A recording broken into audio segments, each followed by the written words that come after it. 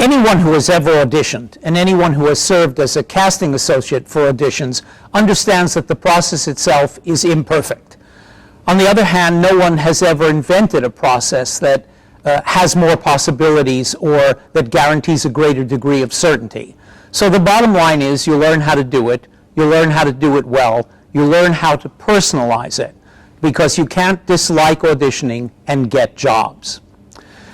There are a number of characteristics relative to auditioning in general, and there are also a number of forms depending upon the media and upon the strengths of the individuals, both those auditioning and those doing the auditioning.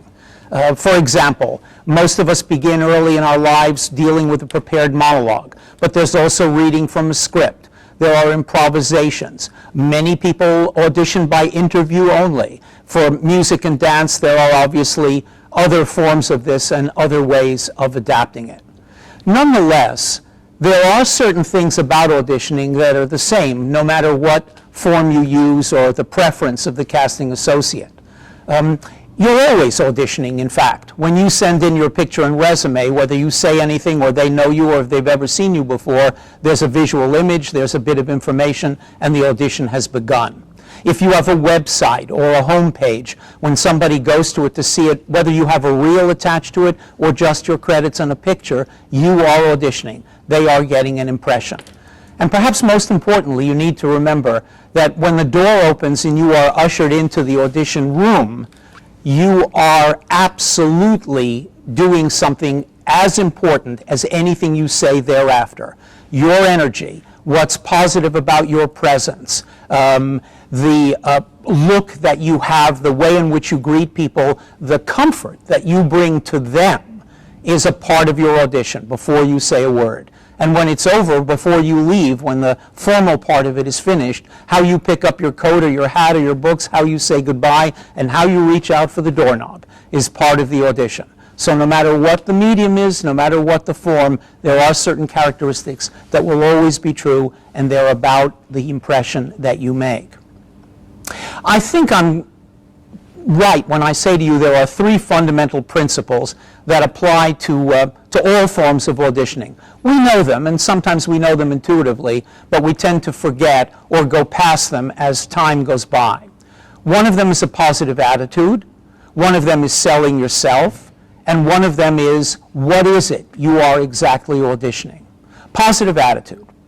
Again, anybody who's ever auditioned knows that you are going to come up against some people who are rude, uncaring, and who actually make it part of the game to make you uncomfortable. These are not memories you want to keep. But if you hold on to them and bring them into every subsequent audition and anticipate that you're going to be treated badly, you are going to audition on top of these concerns and not down to your talent. So they have little benefit to you. A positive attitude is what we're looking for first. Oftentimes when I've worked with someone in a show that I had not previously worked with, they'll ask me after we open, what was it that made you cast me? And invariably I always say, because I thought I could spend 4 weeks in a room with you. And that's really true. This is not a means to an end for me. These 4 weeks of rehearsal are the end. They are the show. I could be dead when it's over. I want to know that 8 hours a day, 6 days a week, I'm going into a room with someone who has talent, who has ability, who enjoys the collaboration, and who it's fun to be with. Let us not forget the fun aspect of why we're doing all of this. So a positive attitude is very important. I've been in situations in which people almost immediately will lean over to a casting agent after 2 minutes of seeing somebody in the room and say, you know, I think that one's trouble. Whatever it is that you're radiating, or whatever it is that you're keeping back, is something which can keep you from the job. You don't know what's being auditioned. You don't know if the producer's niece already has the role. But the impression that you make is never wasted. There is no such thing as a good audition wasted. Somewhere down the line, someone remembers, and you have the opportunity again. So it behooves you to be who you are. The second consideration that I mentioned is selling yourself. This is a business. It's show business. Each time you are trying to get a job or a role, you are putting forth something about yourself which is unique in relation to a unique situation, and that's what's being cast. You can't worry about being everything to everybody. You can't make those kinds of choices. If you are a type, there's nothing wrong with that. Just be the best in your type. Always try to sell what you can do comfortably and well and have evidence of already on your resume and in your previous experiences. You don't need to try to be someone other than who you are. A long time ago, I used to be called in by a casting agency, but I never got hired by any of their clients. And I was worried that they would stop calling me in. And one day I found the courage to ask the casting associates, how come you keep calling me in? Because I don't seem to book the jobs. And he said, well, you entertain me.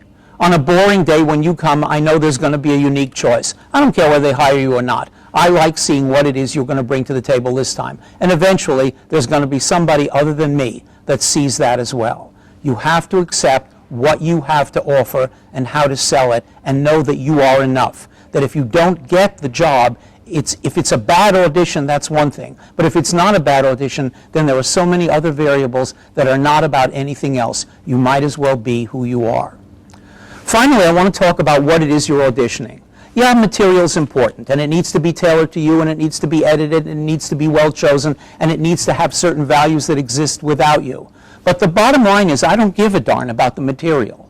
I am interested in seeing how you get from A to B. I'm not interested in seeing B performed again, which you've done over and over and over again at every audition. I want to know how you work. Can I work with you? Are you capable of adjustments? Can we collaborate? Is my technique the right thing to help you, as well as yours to help me? I'm looking to see you make the journey. I don't want a rhetorical, memorized, sharp, hit the mark, choreographed piece of work.